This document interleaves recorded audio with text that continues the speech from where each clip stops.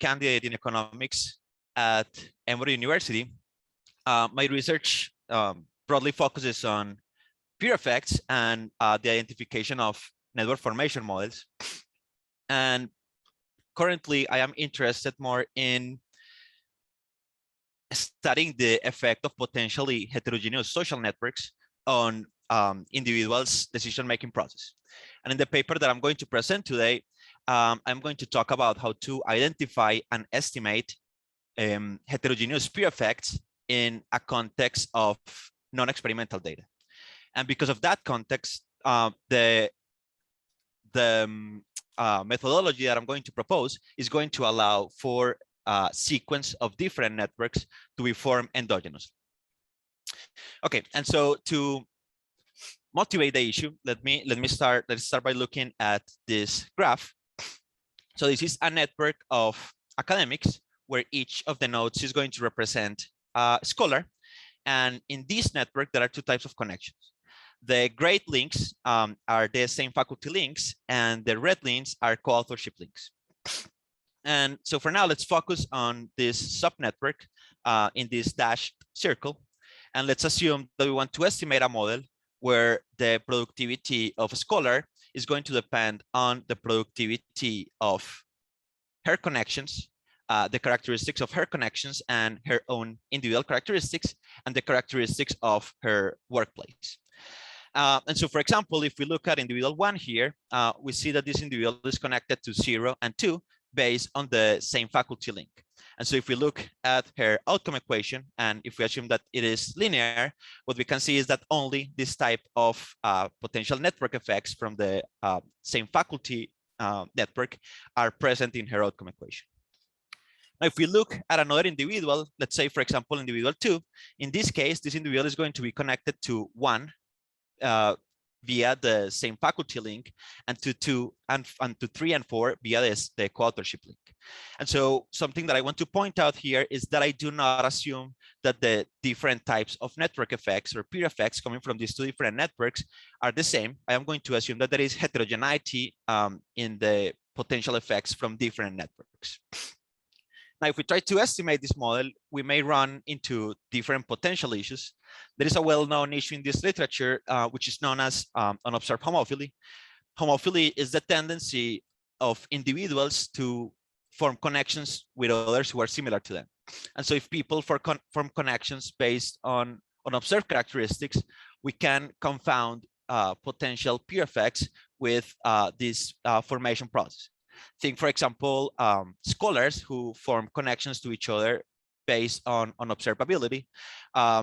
If we don't take that into account, we may observe a correlation in outcomes that is due to this homophily and not actual peer effects.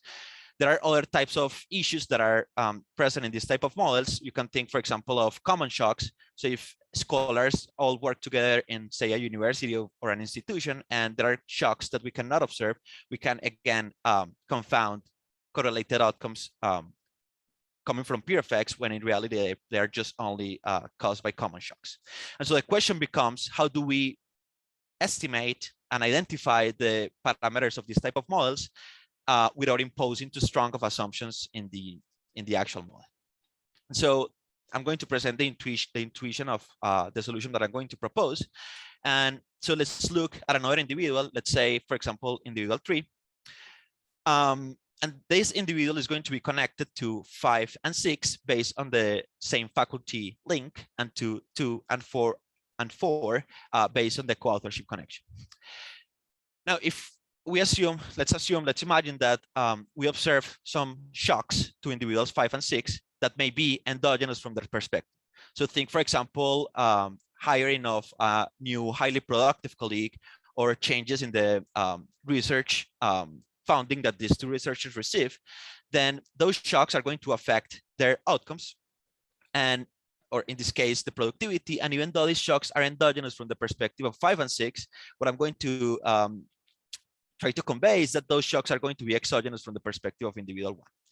And something that I want to emphasize here is that the change in edge type connecting individuals 1, 5, and 6 is going to add another layer of separation, which is going to be important for identification. And in the sense that if these two individuals were not connected via the coauthorship link, then individuals 1 and 5 will be completely isolated from each other. And so the idea is to use these shocks that are endogenous from the perspective of these two individuals, but exogenous from the perspective of one, as exogenous variation to identify the peer or the network effects from, say, for example, individual 2 on 1. So this is the intuition of the idea. And what I'm going to do now is I am going to try to more formalize this idea and present the the identification result for the general model and how I propose to estimate the parameters of this model. Okay. So again, to sum up, the whole problem here is that we're using observational data to try to estimate linear models of peer effects. There are well-known problems like the reflection problem, which is also known to be solved by using network data. I talk about correlated effects and unobserved homophily, which are additional problems. There are papers in the literature proposing methods to propose this, solve this kind of issues. A shortcoming from my point of view is that they do assume structural network formation models that they also have to estimate. And instead of that, this paper is going to abstract away from network formation and is going to propose using the structure or the architecture of the multi-layer network to provide exclusion restrictions and form moment conditions for identification and estimation. And another issue that I want to point out here is that, to the best of my knowledge, this is one of the first papers that provides a way to incorporate potentially heterogeneous peer effects that can come from different potential layers or types of connections that are at the same time endogenous. And there are many empirical papers that have shown that peer effects exist from different types of connections. And if you ignore those potential network effects in the outcome equation, then that will also create an additional source of potential endogeneity. And so the research question in this setting becomes, can we use the additional information of the multi-layer network data to causally identify peer or network effects? And the short answer for this question is yes. And I'm going to show you sufficient conditions under which this is true. All right, so this is the whole paper in one slide. If you're going to take something from this presentation is what I'm showing here. Again, as I mentioned before, my start point is a linear model of peer effects. In particular, I am working with the linear means model by Mansky, where the outcome of an individual is divided into peer effects, contextual effects, and direct effects. There are problems, as I mentioned before, like the reflection problem and the correlated effects. And on top of this basic model, I am going to add the possibility that networks can be, or the effects of the networks can be heterogeneous, so that different types of connection can create different types of peer and contextual effects. And this is based on a data structure that has been, I think, often overlooked in economics, which is the multi-layer network data. And to make the problem tractable, I am going to impose the following set of assumptions. I am going to model the potential endogeneity by by assuming the existence of a joint distribution that allow correlation between the errors, the regressors, and the potential layers in the network. Something I want to point out here is that I am not going to assume any structural multi-layer network formation model. Instead, I am going to use this concept of phi dependence that is going to limit the amount of dependence that exists between individuals in the network. And this dependence is going to be limited by the distance that exists between individuals in the multi-layer network space. And so because I need a measure of distance, I am also going to impose some additional assumption on the distance of these individuals in the multi-layer network space. Essentially, they are that interlayer steps, basically steps that, or paths that change edge types, are going to increase distance faster than intralayer network steps, meaning paths that do not have edge type changes. Okay, and this is inspired by the physics literature. All right, and so under those ingredients, these are the contributions of the paper. I provide sufficient conditions for the multi-layer network data to identify potentially heterogeneous network effects in linear models. And importantly here, without assuming an explicit structural restriction on the network formation process. I'm going to propose computationally simple GMM estimators that I'm going to show that are consistent and asymptotically normal at the standard rate. And I'm going to characterize a variance covariance matrix that is going to take into account the fact that these people are connected by a multi-layer network. And so this variance covariance matrix is going to include this dependence, which is going to provide me with information to conduct correct inference in this type of models. Okay, and so now let me talk about the model itself and the identification idea. So to introduce the model, again, I am going to use a simple example of 2 layers. So in this case, we have layers G1 and G2, and 5 individuals that can be connected in these 2 particular layers. As I mentioned before, the fact that these 2 layers exist is going to imply that there could be heterogeneous peer effects represented by these 2 quantities here, and contextual effect represented by these 2 other quantities. This is the outcome equation in matrix form of the individuals, and this is done by these 2 layers example. In general, though, you can think of M, an arbitrary number M of potential layers.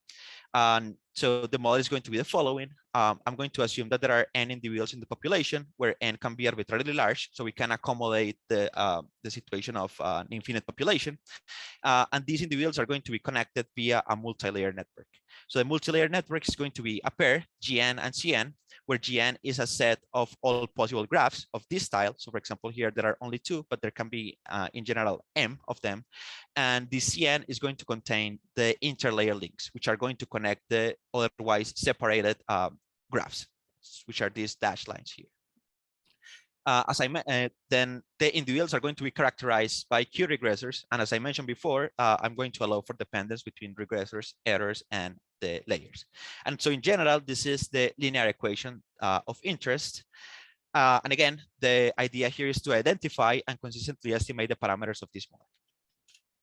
All right, so here's the main identification idea. So again, I'm going to model dependence by assuming the existence of this joint distribution, which can accommodate endogeneity, common shocks, or homophily. But I'm going to impose the following restrictions. So I'm going to assume that the correlation patterns are going to decrease in 2 cases.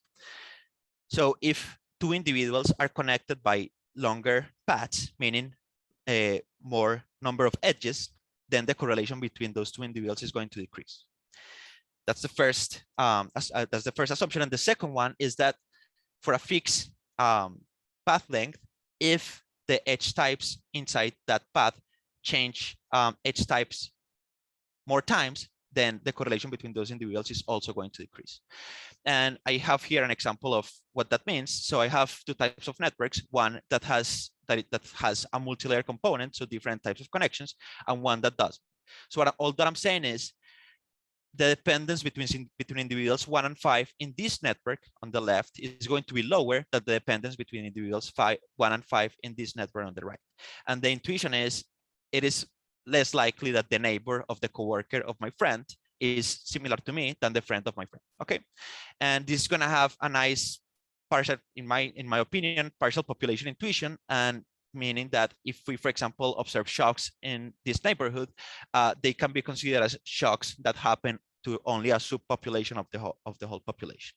Okay, and so as I said, the whole identification idea is going to be based on measures of distance in the multi-layer network space. And so I need to have a measure of distance in this space. And the idea of the distance that I'm going to propose is the following: is going to be determined by this dm, and it has 2 components. The first component is just the number of edges connecting any 2 individuals I and j. This is known as the shortest path length, or the geodesic distance. And the second component is, in that path length, how many times the edges change their type. And this is going to be weighted by this tau coefficient, which is greater than 1, and this captures the intuition that edge type changes are going to increase distance faster than just regular paths. Okay, and I have a quick example here to give an intuition of what is going on. So let's assume that we have these 2 layers. So for example, if we only had information of the first layer and we try to calculate the distance between 1 and 3, we see that the distance is going to be, so only the geodesic distance, so this d star, is going to be equal to 3, because we have to go from 1 to 4, 4 to 5, and 5 to 3 to get from 1 to 3. And the same is true for the second layer. Now, if you have information of both layers in a multi-layer kind of setting, then the geodesic distance, the shortest path, is going to be equal to 2 because you can always go from 1 to 2 in this layer and from 2 to 3 in this other layer. And and then because the geodesic distance is now given by 1 to 2 and 2 to 3, then the shortest path is going to be given by 2 plus tau because the edge type changes in the shortest path is going to be equal to 1. Okay, you go from red to blue. All right. And so that's the intuition, and this is what the actual identifying assumption is going to contain. So the assumption is known as weak dependence, and the mathematical intuition of that is that when n goes to infinite in the population, if you take the average of covariance of the random variables between any two pair of individuals, that covariance is going to be bounded. Okay, that's all what it means. And I have additional the actual assumption here. This is additional intuition of the assumption. It is based on this concept of phi dependence. So what I do is I impose this phi dependence concept on the triangular array of the regressors and the error. Okay, and this is true for any realization of the multi-layer network that happens with positive probability. And what this buys me is that this phi dependence is going to guarantee that the covariances between functions of the regressors and the errors are going to be bounded. Okay, and I am going to assume on top of that that these bounded covariance are going to be, there is going to be a sharp discontinuity, that there is going to exist a constant d, after which the dependence between any two individuals is going to be 0. So if two individuals are at a distance that is higher than d, then their dependence coefficient, which is determined by this phi dependence, is going to be equal to 0.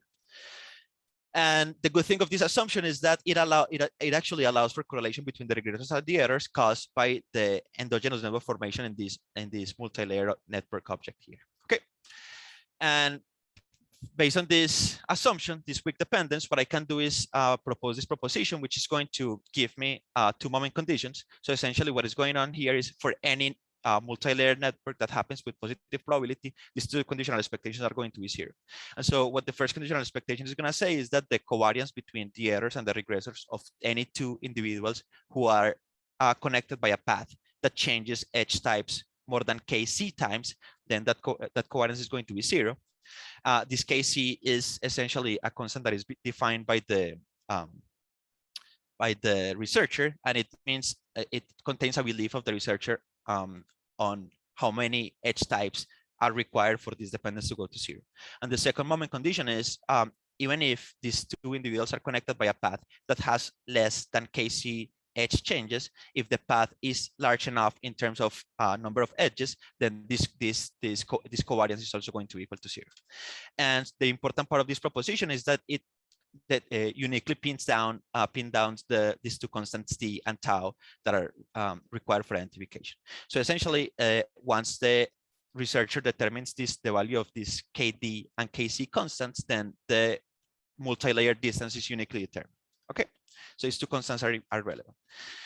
And so based on those two moment conditions, then what I do is I form a matrix of instruments, and I form this matrix of regressors, and I impose these two additional assumptions that are going to guarantee that there is enough identifying variation in the population.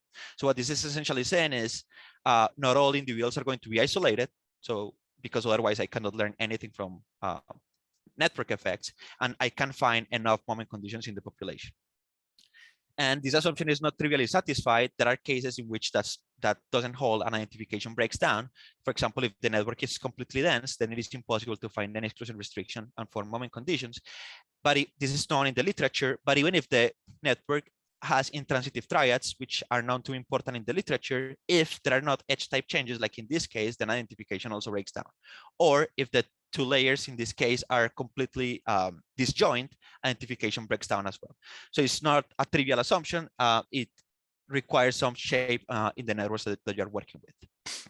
All right, and this is the identification result. So essentially, under the assumptions that I mentioned, this moment condition allows me to identify the parameters of interest. And some remark that I want to mention here is that this result is actually, formalizes some empirical identification ideas in these two papers published in the Review of Economics and Studies. All right, so that's all that I had for identification. And now let me talk in the last 4 minutes about how to estimate the model. So I'm going to use a simple GMM estimator that is going to be based on the moment conditions that I presented before. And because I'm working with a linear model, then the GMM estimator is going to have a simple closed form solution. In the paper, I show that the variance covariance matrix of the estimator is finite. And so the efficient GMM can be constructed based on this omega matrix, the inverse of this omega matrix, which is going to be the variance covariance matrix between the regressors and the errors. Okay. And so based on this efficient GMM, I impose this set of additional assumptions to show the asymptotic behavior of the estimator. So these couple of assumptions are just sufficient conditions that guarantee the law of large numbers to apply for these random variables. And this is important because transformations of phi-dependent random variables are not necessarily phi-dependent. So we need to bound the covariance of this transformation by using a different set of sufficient conditions, which are in these two assumptions. Assumption 8 assumes that the number of instruments doesn't grow faster than n, because you're going to have matrices of instruments, then you cannot have that to grow too fast. And this assumption is automatic if you're willing to normalize or take weighted average of the moments of the instruments. And finally, these two additional assumptions are assumptions on the asymptotic sparsity of the network. So what's going on here is that if the network, if the network asymptotically becomes too dense, then the dependence has to decrease very fast to make the law of large numbers to apply. If the network is relatively sparse in the limit, then the dependence, then you can allow for weaker, for a little bit stronger dependence between the individuals in the network. So essentially, there is a trade-off between the sparsity of the network and the dependence that you're willing to allow to exist in this setting. And under these assumptions, what I show in the paper is that the efficient GMM estimator is going to be consistent and it is going to be asymptotically normal at the standard rate. This is going to be the variance covariance matrix of the estimator. And importantly here, this omega matrix is going to differ from the IID case because there is network dependence going on. So you have to add these additional covariances that exist between the individuals. The good news is that this can be transformed into just summing over all possible distances of nodes in the network and calculating the covariance for those distances. And of course, because I am working with estimator that has some covariance going on, then I need to propose a different estimator for this omega matrix.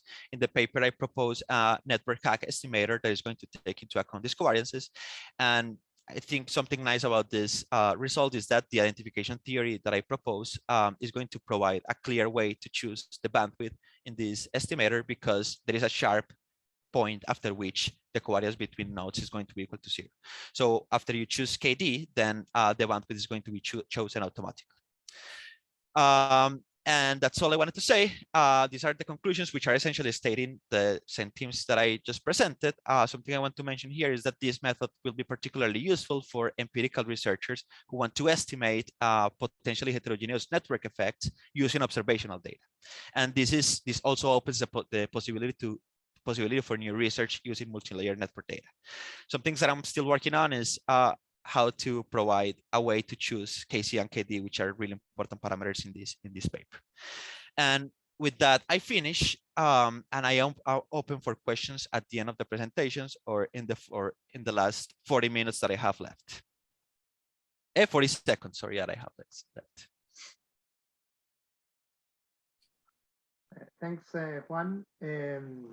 As I said before, I mean, there were not that many people at that time, so let me repeat that. We're going to have this presentation 25 minutes each, and then we have 10 minutes at the end of the session to discuss. So please keep your questions and comments to that moment. So now Bruno Ferman is going to present his paper about difference in difference. So the floor is yours, Bruno. Thank you, Nicolas. Thank you all for coming. I'll talk today about one more paper on diff and diff, where in this case I consider the case of inferencing settings with field-treated clusters and spatial correlation. So I won't spend much time like saying, okay, diff and diff is one of the most popular methods in applied research. But what I would like to emphasize a bit more in the motivation is that there are like many alternative inference methods for diff and diff. And the reason why we have like so many methods is that the validity of each of those alternatives would usually depend on specific details on the empirical applications and on the assumptions that we are willing to assume on the errors.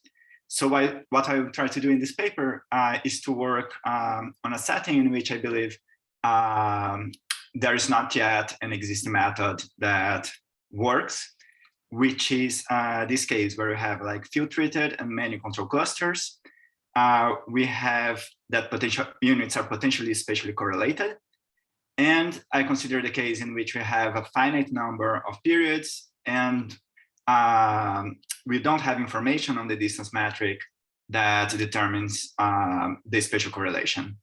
And if either we had like many periods or if we could see like a distance metric that determines the structure of the spatial correlation, then there will be solutions available in the literature, but I'll consider the case with finite and unknown distance metric. So going to the setting, consider like a standard model for the potential outcomes. Just a few points to highlight here. The etas in this case, they will be the unobserved determinants of Y0 that are not captured by the fixed effects. And if you assume that they have mean zero for all units and all periods, then this structure is essentially meaning that we have parallel trends for all the periods. It will be possible to consider different alternative parallel trend assumptions, wouldn't change much what I'm doing. And I also note that the treatment effects that you want to estimate, the alpha ST, I will allow them to be heterogeneous. But since I'm working in this setting with fixed number of treated units, then I will end up having to consider them as non-stochastic. Alternative way to see that is that we can think of the treatment effects as being stochastic, and we are considering inference conditional on the realization of those effects. So I will focus on the case in which treatment starts after T star for all of the treated units. And considering a more general setting actually means lots of trouble for what I'm trying to do here. So this is definitely not something that I can say like, oh, this is without loss of generality. So this is actually something that will buy me a lot in this context. And we'll have N1 treated units and N0 units that will be not treated, will be the control. And one of the things that like having like all units starting at treatment at the same time buys me is that two-way fixed effects in this case will be just numerically equivalent to a simple diff and diff estimator. And the estimate in this case, the estimate alpha will be the average of alpha ST across treated units and post periods. And what is interesting is that in this case, I can write a diff and diff estimator as alpha, which is the estimate of interest, plus some linear combinations of the etas. And what will be really important here in this talk is that I will specifically work with this WS, which is simply the post minus pre averages of the etas for a specific unit S. And it's good to work with this WS because it will already take into account all of the serial correlation that you may have in this model, so we can just focus attention on the spatial correlation. So uncertainty in this case for the diff and diff estimator then will come from the average of the WS for the treated minus the average of this WS for the control units. So given this structure, I'll just like briefly reveal some results from Colin and Tabor and from Furman and Pinto. So we are all on the same page. So the idea here is to consider this setting in which the number of treated units is fixed and the number of control units increases. We assume that the WS has zero mean. so the estimator is unbiased. And this will be satisfied if you have like the parallel trends assumption for all periods.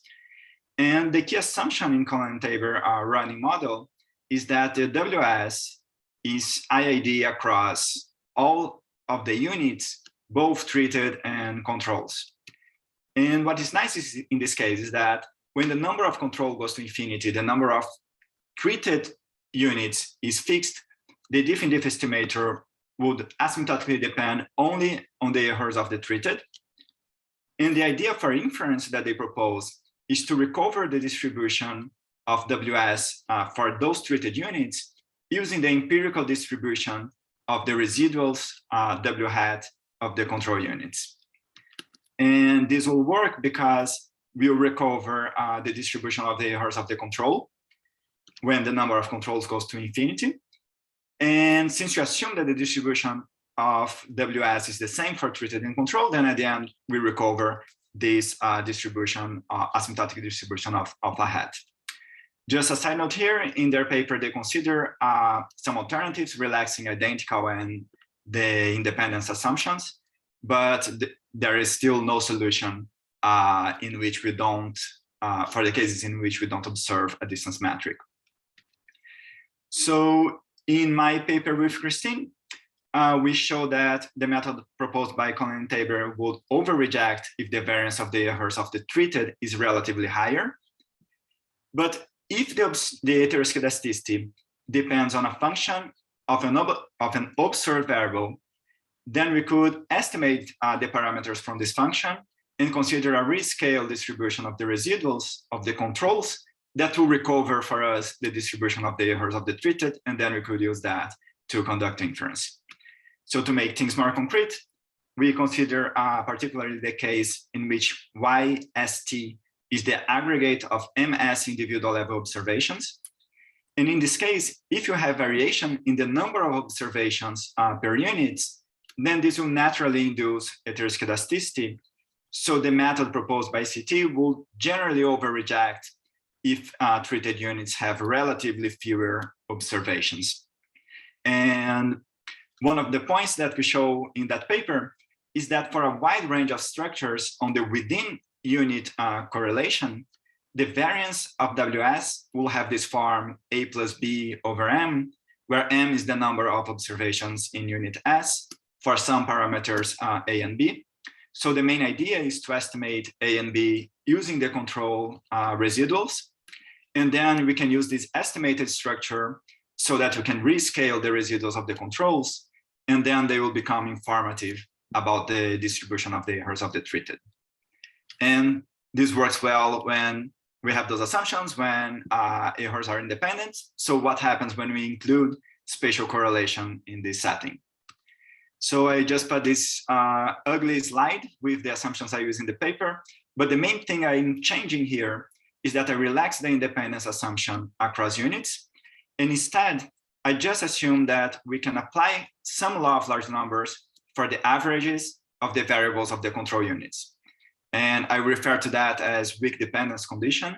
And for example, this will be satisfied if data for the control units is strongly mixing. And what's most important here is that I do not need to impose any assumption at all on the spatial correlation among the treated units. They can even be perfectly correlated. So just to give some examples, we can think of this kind of spatial correlation. If units that are close in some geographical distance experience similar shocks, we can have other relevant distance metrics generating spatial correlation. For example, units with similar industry compositions may have more correlated errors. And the key assumption is that the correlations go to zero when the distance between these units increases. And the other important point is that here we do not need to model and we do not need to observe what is generating this spatial correlation structure. We just don't need to impose any restriction other than those weak dependence. So given this weak dependence assumption, we still have that alpha hat will depend only on the errors of the treated when n0 goes to infinity. However, let's think about the case where we have two treated units and the W1, W2 is multivariate normal. In this case, the alpha hat minus alpha will be asymptotically normal with this given variance in the slide. But the Colin-Tabor approach would asymptotically recover a distribution for alpha hat that has a smaller variance than W1, than the asymptotic variance of alpha hat, if W1 and W2 are positively correlated. And of course, this would lead to over-rejection in this case. Still, if we are in the case where we have only a single treated unit, then what I show in the paper is that the methods proposed by CT and FP would remain valid. And the main intuition is that we can still recover the marginal distribution of WS, despite the fact that you have a spatial correlation. And of course, we need the weak dependence assumption in this case. And moreover, with a single treated unit, the asymptotic distribution of the diff-in-diff estimator will depend only on the W1. And since we are able to recover the marginal distribution of the WS, then this will be sufficient to recover the distribution of the alpha hat in this case, even though we have spatial correlation in this setting. So the first result is that CT and FP remain valid in this setting, but the next question is, what can we do if you have more than one treated unit?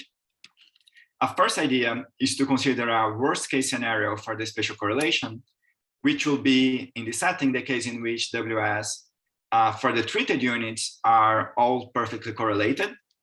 In this case, the test will be asymptotically valid, though generally conservative, under this assumption that a weighted average of the errors of the N1 treated units is less likely to attain extreme values than the marginal distribution of the errors of a single treated unit.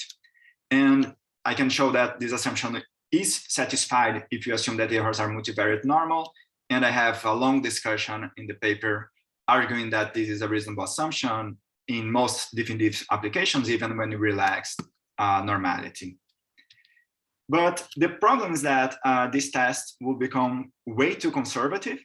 So I consider another alternative that can improve on that and provide a more powerful test. And this will work in the settings where you have the situation in which the YST will be the average of individual level observations, YIST. And we have MS observations for each unit S at each time period. And in this case, if you consider, we'll consider the following approach for inference. First, we aggregate the outcomes of the treated unit using their population weights. So in this case, the M tilde will be the sum of the population weights for all of the treated units. Then we consider a weighted regression using this single aggregated treated unit instead of the N1 original treated observations. And in the setting, the estimator will actually be numerically the same as if you run the individual level regression. But the main difference is that now we can use the inference method from my paper with Christine, but in this modified regression, in which we consider that we have only one large treated unit that aggregates the information from all of those treated units. And under the assumption that two individuals in the same, under the assumption that two individuals in different units are less spatially correlated than two individuals in the same unit, then I can show that this test will be asymptotically valid and it will be less conservative than the previous test that I presented. And the main intuition behind this idea is that instead of considering a worst case scenario as for the spatial correlation, as in the previous case, we now use the information from the within unit correlation to bound the possible between unit correlation that you could have among individuals in different treated units. And in this case, we'll have that the variance of the average of the WS for the treated will be bounded by what would have been the variance of a single treated unit that has a population that is the sum of the population of all of those treated units. And the key is that we can estimate this variance that we have on the right-hand side and use that to provide a test that is still conservative, but less conservative than the previous one that I presented. And just another point, we actually don't need to have access to individual level data to run this test. We just need this structure in which YST is the aggregate of individual level observations, and we have information on the number of individual observations that were used to construct those aggregate cells. So just showing some simulations. I base my simulations in this paper on a real data set using the ACS at the PUMA level. The idea is to estimate the variance covariance structure in this data set and then run simulations using this estimated structure. So more specifically, so I have like estimated like the correlations for all of those pairs of pumas. For most of the pumas, the correlation is very small, but still I have some pumas that will have a strong correlation between them. So this is consistent with the idea that I have this weak dependence, but I may have some pumas that are strongly correlated. And I consider exactly the setting in which the treated pumas, they are actually chosen so that they exhibit a strong correlation among them. And then I simulate a Gaussian model using this correlation structure. And here are the results. So I consider a naive version of Furman and Pinto, which assumes no spatial correlation, and the two conservative tests that I discussed. When you have a single treated unit, Furman and Pinto works well in terms of size.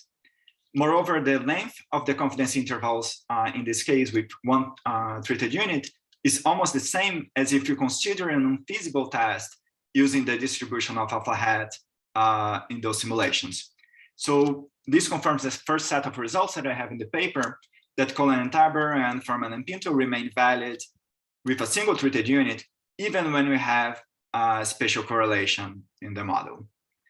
However, when you have more than one treated unit, then the naive version of Furman and Pinto will over-reject, and the over-rejection will be increasing in the number of treated units that we have, while the alternative tests that I propose, they will control for size in all of the scenarios.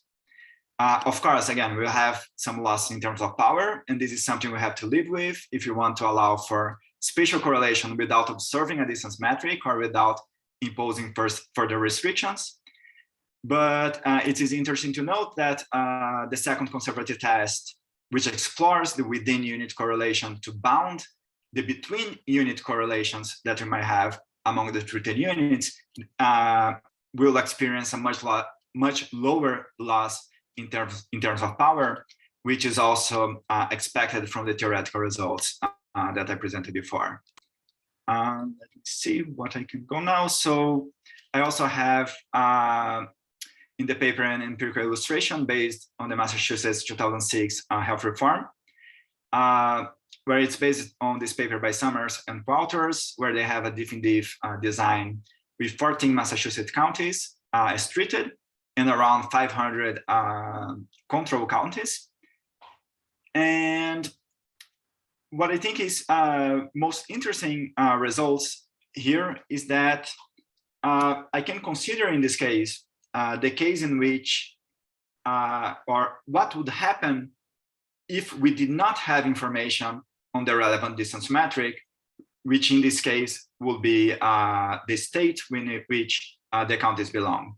So the main idea is that here we have a setting with potential spatial correlation, because if you have state level shocks, and of course we'll need to take that into account, otherwise we'll have over-rejection.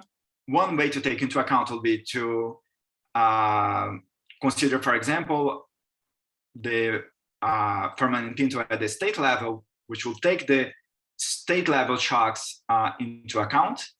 But what I want to do is to use that as a benchmark of what will be like the true inference method that you could use, and then try to check the thought experiment about what would happen if we did not have this information on the state. In other words, what will happen if you did not have information on the relevant distance metric that generates the spatial correlation in this model. And what I show in this paper is that the alternative inference methods that I propose in the paper would actually work well in terms of not over rejecting, and also without much loss in terms of power in comparison to the case in which we could exploit information on the distance metric. And just two other points that I think is interesting in this empirical application is that it illustrates two problems that I commonly see when applied researchers use randomization inference in diff settings. One is not taking into account that you might have heteroscedasticity. So in this case, we need to adjust for the fact that Massachusetts counties are relatively larger than the other counties in the data set. In this case, this will lead to under rejection, but if you had the other way around, we could have over rejection in this case. And another thing is that we see, like, at least I see like many applied papers that do randomization inference without taking into account these kind of spatial correlations. And again, what I show in this paper is that this can lead to very large over rejection.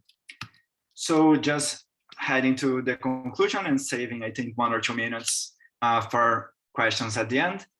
I show that standard inference methods for diff with field treated and many control units remain valid with weak dependence if we have a setting with only a single treated unit. However, these methods may lead to over rejection when we have more than one treated unit.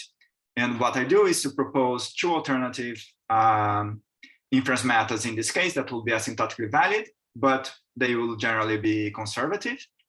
And I think at the end, this provides some alternatives for settings in which errors may be spatially correlated, but we do not have information on the relevant distance metric that generates this spatial correlation. And also the number of periods is small. Of course, if we have like many periods, if you know the source of spatial correlation, you probably could do better in terms of power. But I think the idea here is exactly to work in this setting where we cannot do anything better due to lack of data or lack of information on the source of spatial correlation. And that's it. So thank you. Thanks, Bruno.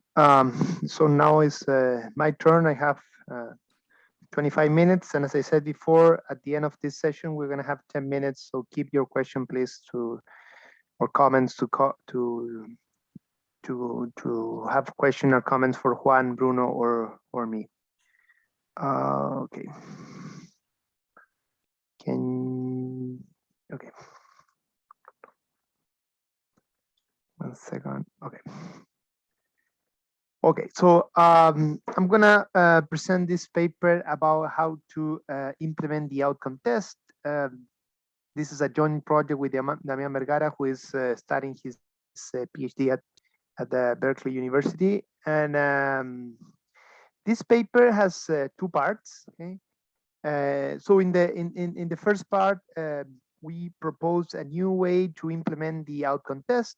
In the second part, we implement this new approach using Chilean data. Okay, so given the nature of this session, I'm going to focus more on the first part, but I'm going to say something about the results at the end of my presentation.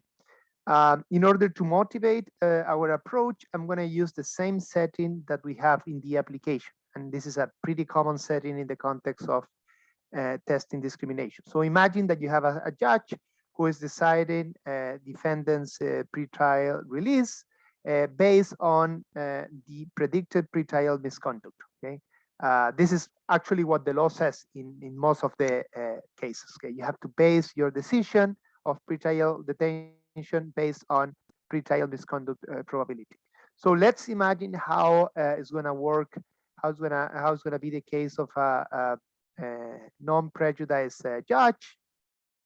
In that case, the judge is going to calculate, is going to estimate the probability of pretrial misconduct, and that number is going to be between 0 and 1, and he or she is going to have a threshold of t, such that if you are above that threshold, you're going to be detained. If you are below, you're going to be released. Okay?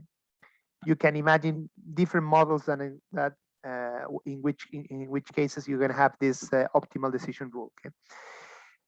A prejudiced judge is different. The big difference is going to be that she is going to have different thresholds for different people depending on the group of the group that they belong. So, for example, I'm going to use the same groups that we use in the application. So let's talk about the Mapuche and non-Mapuche. Mapuche is the main ethnic group, sorry, in Chile. Okay. So this is going to be like this. I mean, if you are Mapuche, the effective threshold is going to be lower than if you are non-Mapuche, and that means that if your predicted if your pretrial misconduct probability is above the threshold, in both cases you're going to be detained. But if you are in between these two thresholds, you're going to be detained only in the case that you belong to the Mapuche group. Something that I have to say at this point, if you are familiar with this literature, is that this effective threshold is a combination between taste-based discrimination. You can have difference because of taste, but you can also have difference because of inaccurate prediction about pretrial misconduct. Okay? Our test is not able to separately identify these two. Okay? So what we're going to find is a combination of these two things. Once you have this effective threshold, which is a combination of these two things, obviously discrimination, it would be pretty easy if you observe those effective thresholds. The problem, as you can imagine, is that you do not observe that. So the question is how to proceed in that context. And here is when the outcome test, the intuition of the outcome test show up. What is the intuition? The intuition is pretty simple. Imagine that you were able to identify who were released in the margin in the case of these two groups. So the group of the Mapuche that were released in the margin will be here. Okay? And if you are able to say, okay, this is the Mapuche people who were released in the margin, then the pretrial misconduct of these people is going to be equal to the effective threshold. Okay? That means that if you're able to identify who are in the margin for these two groups, then the outcome test implementation is pretty simple. You just have to compare the pretrial misconduct of the marginal release in defendants in the case of the Mapuche and the marginal release defendants in the case of the non-Mapuche. Okay? Let me say at this point, given the name of this talk, that this is not related with causal inference here, because you don't need causality. Okay? The only thing that you need is correlation, correlational evidence here. It's a difference in means. But the econometric issue here is how to identify who's in the margin, because this is something that in most of the cases, as in our application, you do not observe. Okay, but keep in mind, please, that if you identify who is in the margin, then this is just a different means. Okay, so because there are many things that are gonna sounds like a causality, but it's not the case. Okay? In order to deal with the fact that you do not observe who is in the margin, there have been different approaches in the literature. One is the observational one, which is more related with our approach, and the other one is the IB. In the case of the observational, in our opinion, there are too many limitations in terms of you have strong assumptions and so on in that case. So it's not that appealing in our opinion, at least up to now. But I would say that the state of the art is the IV approach. What is the idea of the IV approach? This is coming from this Arnold et al. Paper in the QEE. The idea is actually, in my opinion, very creative. The idea is the following. Remember that when you identify a causal effect using instrumental variable, you identified the late. No? You identified an effect that is only valid for those individuals who are compliers. No? The thing is, in general, this is a problem because you give up external validity when you do that. No? But here, that problem is an opportunity because this is exactly what you need in this case. You need to identify some conditional expectation for those individuals who are in the margin. So what they do in this paper, they prove that being in the margin being a marginal individual is equivalent, under some regular assumptions, is equivalent to being being compliers. Okay, so it's a very nice approach because it transforms something that is a problem in one context into a solution in another context. The problem is obviously you need an instrument, you need statistical power, and statistical power in this context is not an issue. It's not. I mean, it's a very important issue because you're going to need statistical power for both groups, for Mapuche and non-Mapuche, and in general, the discriminated group is a small one. Okay, actually, that is how we started with this paper, because we tried to implement. This paper was going to be a paper about an application of the QEA paper in the case of Chile, but we tried to do that, and we were not able to do so because we didn't have statistical power for the Mapuche group. Okay? So the goal of this paper is to propose an observational approach, meaning instrument free, with less restrictive assumptions if you compare with the existing approach. Okay? So what is the main result of this paper? What is the main econometric result? We provide in the paper sufficient conditions under which release defendants who are more likely to be close to the margin are also the ones with lower propensity scores. Okay?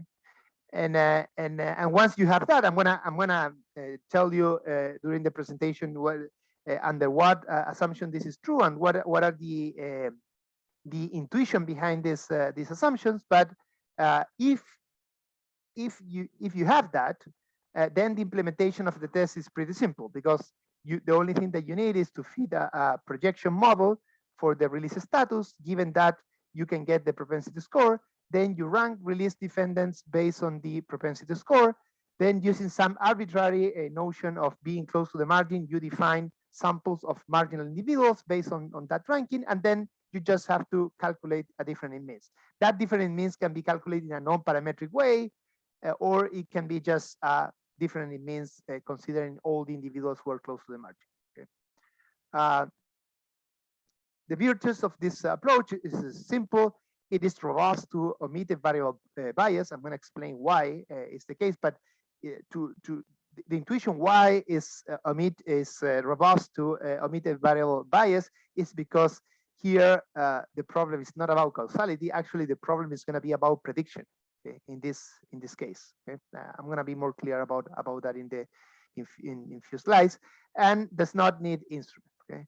The limitation, the first limitation is it should be the case that the sufficient conditions are met, and we provide some tests to see that in specific settings. And you also need good predictors, because at the end the problem is a problem about prediction. In order to implement this approach in a meaningful way, you need a good predictor. So you need good data to predict, for example, the probability of pretrial detention. Okay, in this context. Just let me say something very general about the sufficient condition. We're going to discuss them later, but it is important that they are weaker than the related literature. In particular, we can allow for any correlation between unobserved and observable components. Okay, we're going to have to restrict the second moment of that.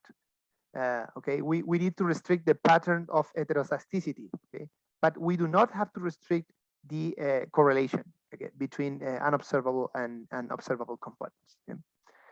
As I said before, we in the second part of the paper, we have an application where we use this new approach to test for discrimination against Mapuche, which is the main ethnic group in the case of Chile. Okay? If you're familiar with this literature, you may know that there is a lot of controversy now about how to define prejudice and discrimination, and to what extent the outcome test is useful to test that. Basically, here we are following the approach of Arnold et al., which is being debated by Kanai et al. And I would say, if you want, we can discuss that later, but I would say that even though in the literature sometimes it looks like this is a difference between two econometrics approach, but in reality this is a difference between different notions of discrimination. Okay, this is our take up from this literature at least. Okay, so let me give you some ideas about the intuition about this approach, and then I'm going to tell you why this works. In the paper we have this formal proof, but we also have some Monte Carlo simulation to convince people that this worked out, because we have presented this paper many times, and many people do not believe in the results. So we include in the paper many different Monte Carlos in different contexts to convince people that the intuition that you can see in the proof is also there in the case of this Monte Carlo. So the problem is the following: you have some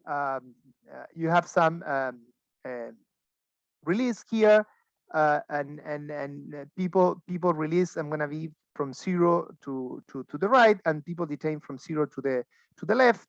And marginal individuals are going to be those individuals who are released in the margin. Okay, the problem is this decision depends on some variables that we observe as econometrician and some variables that we do not observe as econometrician. Okay, so the ideal situation would be here to identify who are the marginal guys.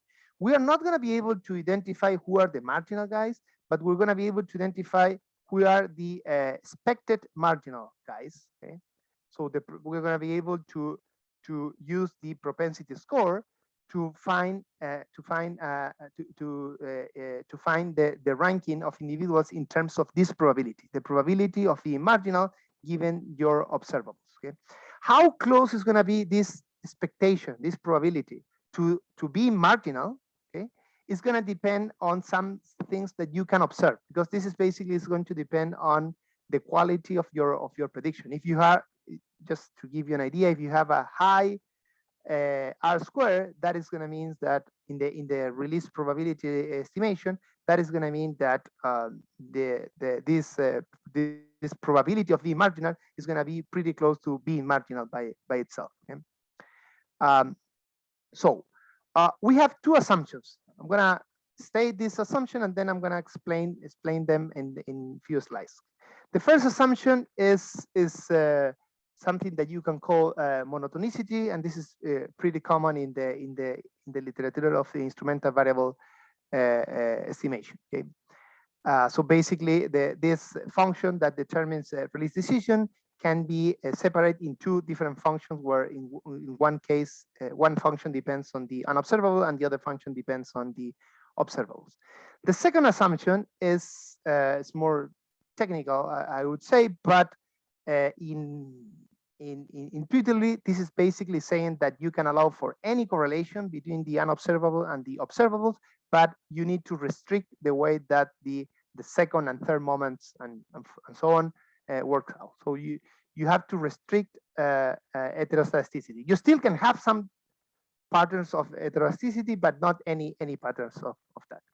These are sufficient conditions, obviously, and in the paper we also show that some deviation from this sufficient condition can be relevant or cannot be relevant depending on the context.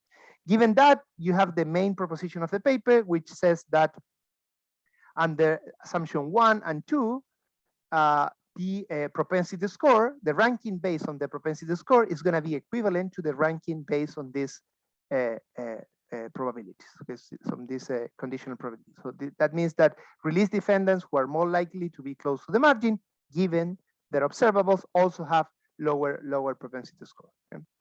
So if you compare, as I said before, the first assumption is basically monotonicity, but it is a monotonicity that is different to the monotonicity that is required in the case of the QJE paper. They also need a type of monotonicity. So in our case, changes in the observable shifts the latent risk of retrial misconduct in the same direction for every defendant, regardless of the realization of P. Okay? This is as is always the case in this kind of paper, this is partially testable using the same kind of test that you use to test monotonicity in the case of incremental variable, and we show how to do that in the paper. The second assumption, as I said before, it means that first the correlation between the unobservable component and the observable component is unrestricted. This R1 can be any function, okay? But we're going to have to restrict the second assumption. In particular, we need that the heteroscedasticity cannot work in any way. Okay, I think I already said this. So let me give you the intuition now, because I think it's the most important part of this first part of the paper. The big question here is why this works. I mean, you have to identify who is close to the margin. That depends on some variables that you do not observe, B, and we are arguing that you still can identify this in expectation. Okay, so it sounds strange because it sounds like we are somehow avoiding the omitted variable bias problem. The intuition here in one phrase is the following. We need to identify who is close to the margin, not why you're close to the margin. In other words, imagine that imagine that you run a regression of release in a probit, for example, approach, you need release onto different observables that you have. Okay? The point estimate of each of these observables, okay, is going to be biased because you have an omitted variable that is relevant. Okay? But this is good because this bias is exactly for the reason that you need to have the best prediction that you can get.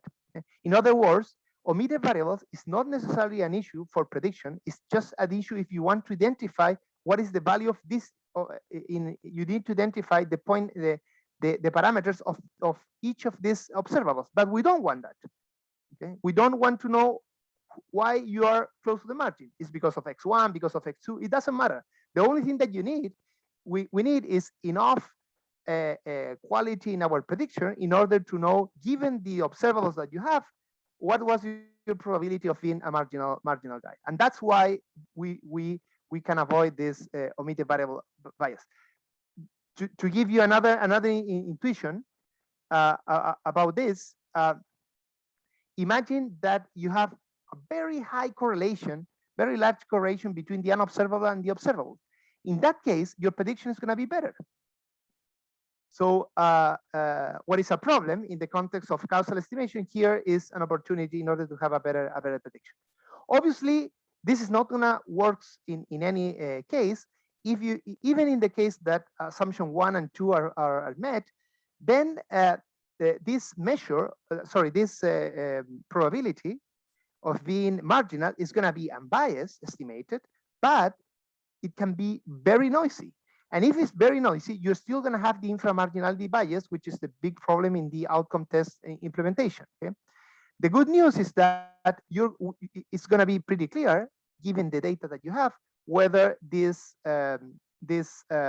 probability is a good measure for who is close to the margin, but because this is going to depend on the conditional variance of the unobservable on the observable component, and this is something that you can see.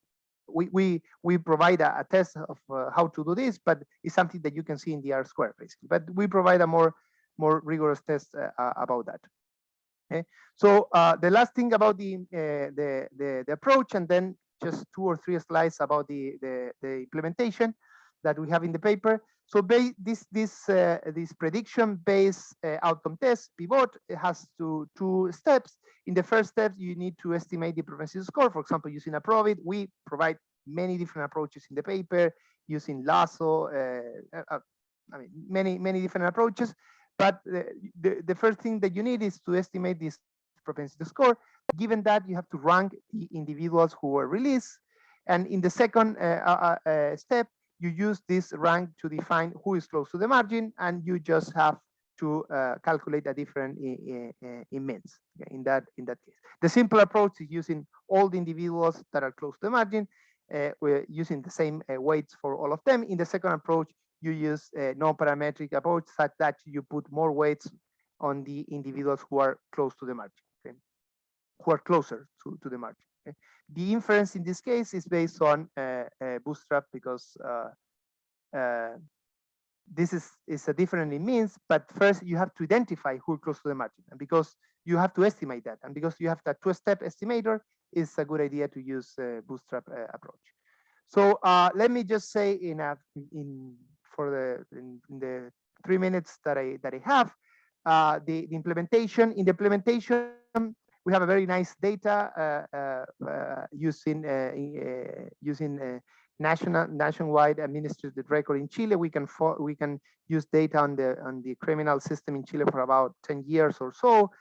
And in that case, we can estimate the discrimination against Mapuche. Using our approach, we find that using the most comprehensive definition of Mapuche, because we have many different definitions using their last names and also using their self-report condition as being Mapuche, and we find in the more comprehensive definition that the Mapuche who were released in the margin have 4 percentage point less low probability of being having a pretrial misconduct if you compare with the marginal release non-Mapuche individuals.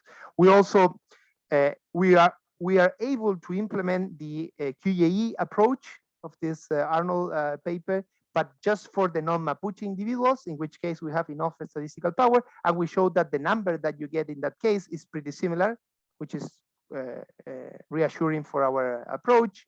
And we also showed that our approach can be used for studying more specific patterns of discrimination. So, for example, you can see whether this discrimination is stronger in the case of Mapuche who live in the region where there is a lot of conflict between the Mapuche and the Chilean state, or also whether this is more relevant for Mapuche who are poor versus Mapuche who are not poor. Actually, we find that the pattern of discrimination is clearer in the case of Mapuche who are poor, and we do not find more discrimination in the case of Mapuche who live in the region where there is more conflict between the Mapuche people and the Chilean state. So I'm gonna stop there because then I have more tables, but I think it's better for given the nature of this session to focus on the first part. Let me just say one thing in the last 30 seconds that I have. There are many ways, there are many settings in which you can implement this test. So for example, imagine that you want to test discrimination against women in the case of the bank system.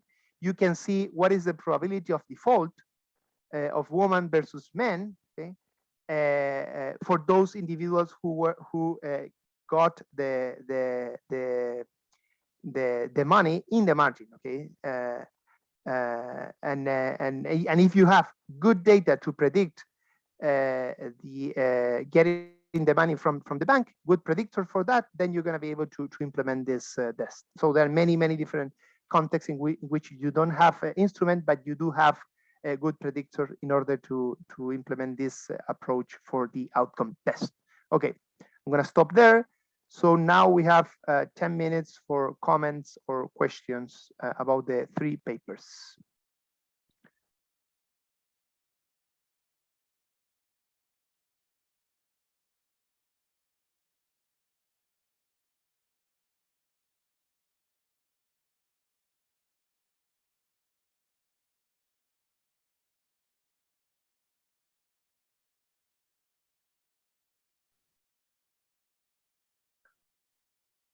Any question?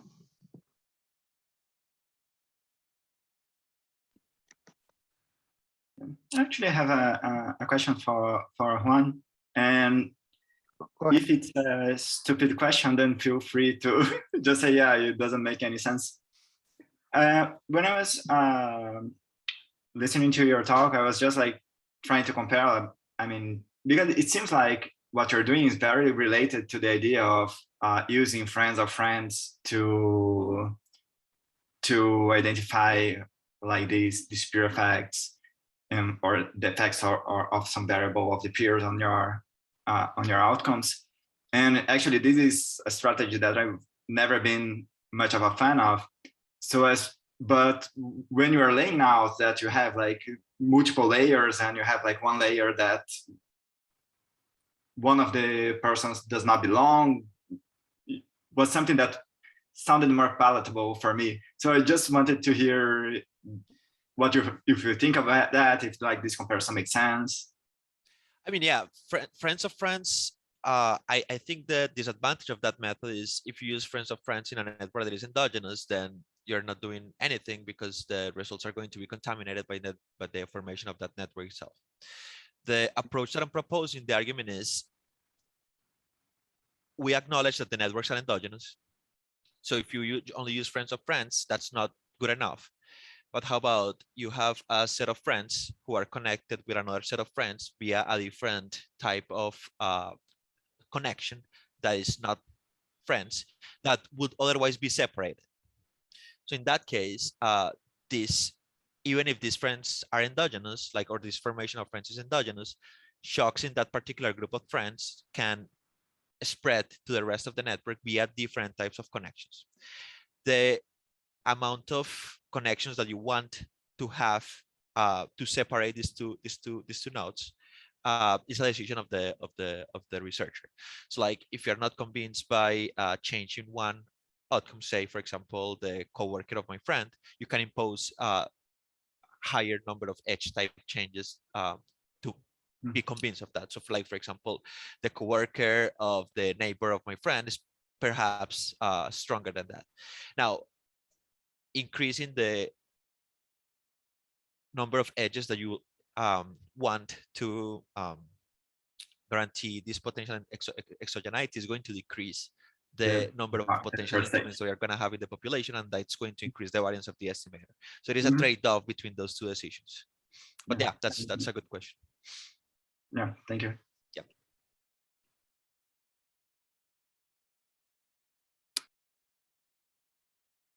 So one question, Juan, this is a question given the answer that you give now. So your approach works well, even though the ones that are your friends is endogenous. So it is robust to endogenate in terms of who are in these boxes, but it is also robust to the fact that the structure could be endogenous, the structure of the network.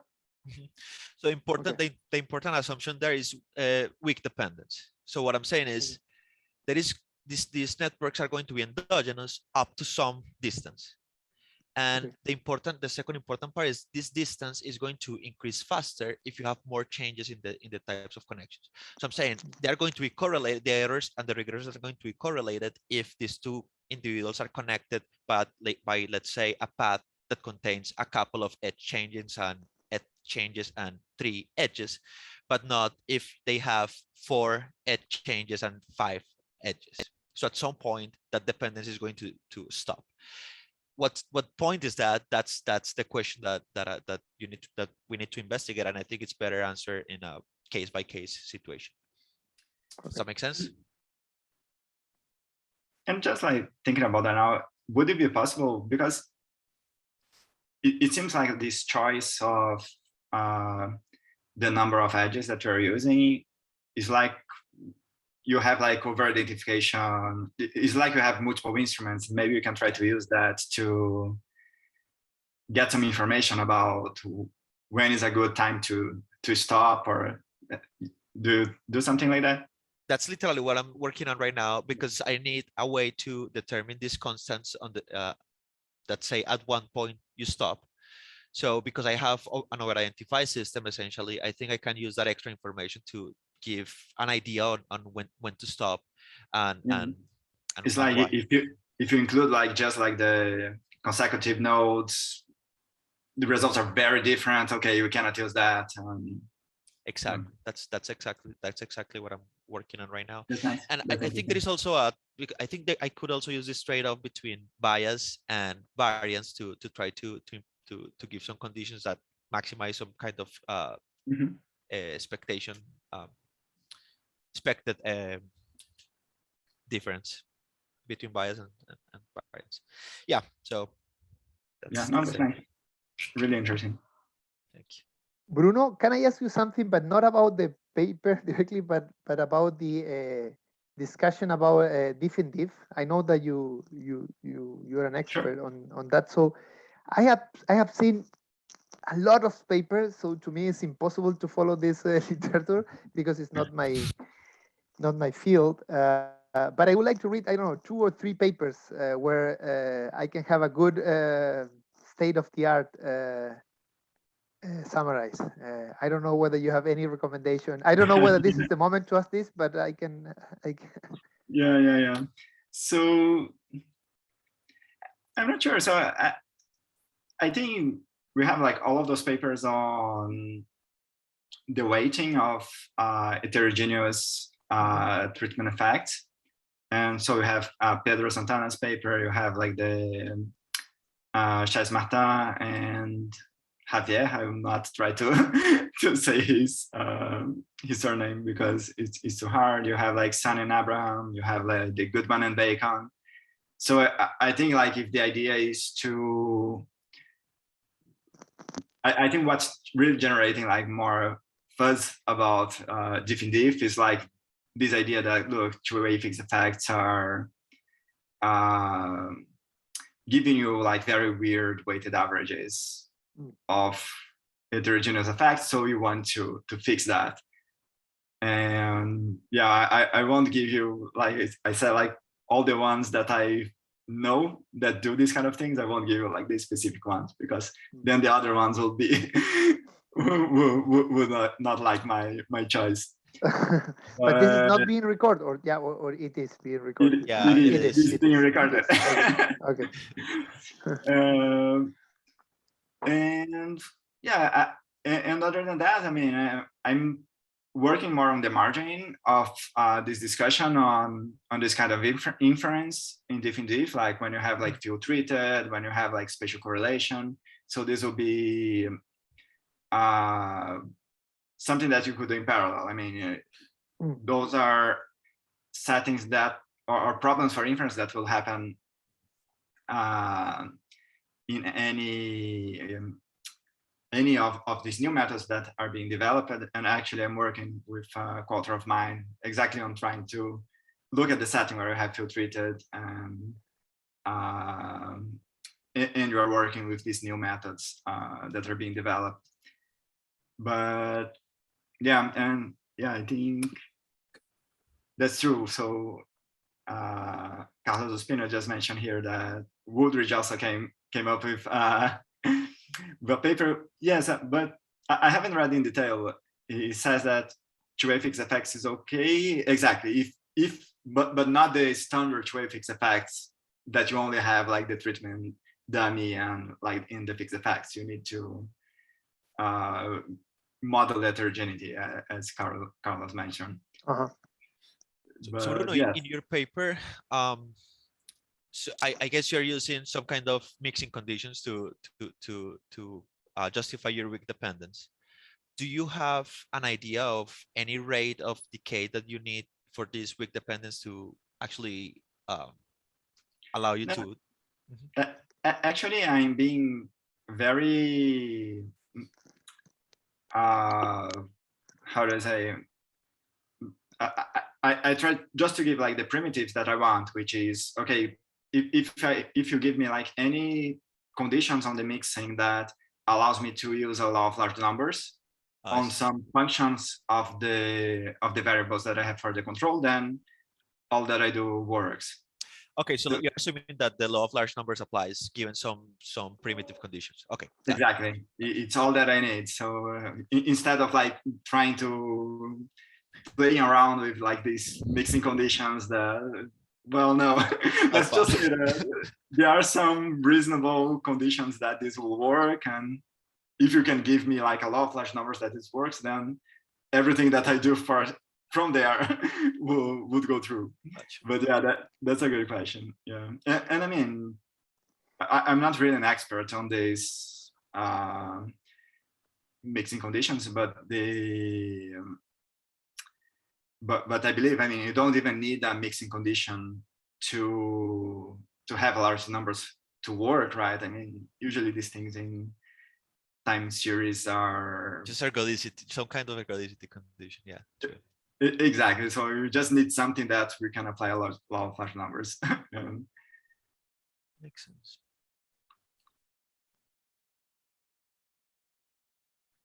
Wait, but why do you only need law of large numbers for inference in this context, or do you also need some kind of central limit theorem? No, because I only have few treated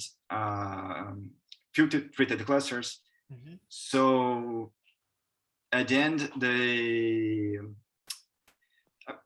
it's not. I mean, my estimator alpha hat is not consistent. So the alpha hat will converge in probability to the alpha plus the WS of the treated. So I don't need a central limit theorem to have asymptotic normality. I see.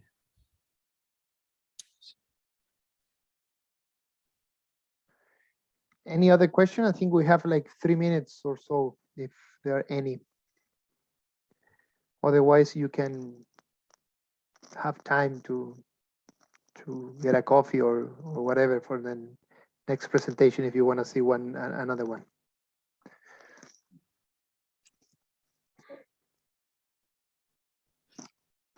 What's the motivation of just having a couple of units to be correlated in that way? I'm sorry. What is the motivation of just having a few units having this geographical dependence? Well, we could have, for example, treatment will be localized in a specific area, and this area is subject to common shocks. Okay. Or treatment could arrive for counties that have similar dependence in terms of their industry shares, or any kind of situation like that. We mean that usually I think that we have a joint determinacy between who will be treated and potential shocks. And then if you condition on who was treated, then if the dependence of who is treated would be correlated, we have some shocks in common, mm-hmm. Then conditional on the treatment assignment, we'll have this kind of spatial correlation that could be created. Like, for example, the empirical application I have is not exactly like the setting that I model, because we observe like the source of spatial correlation, but you have all of the counties in Massachusetts were experiencing the treatment, and maybe they are experiencing other shocks that are common to them as well. So it doesn't make sense to consider that they are independent. But this can happen in settings where you actually don't know that, okay, we have like this bunch of counties within a state that receive the treatment. So, okay, I know that, and I'm willing to assume that the spatial correlation will be constrained within these clusters. It could be more general settings. Okay. Well, thank you so much to both of you. This was fun. Yeah. Okay. So I think we have to stop here. Thanks, guys, for your presentation. It was very, very interesting, and thank you. Hope you see you soon. Hope to, and not virtually. Yeah, that'll be great. Okay. Bye. Bye. Thank you. Thanks, Sebastian. Bye. Thank you for your presentations.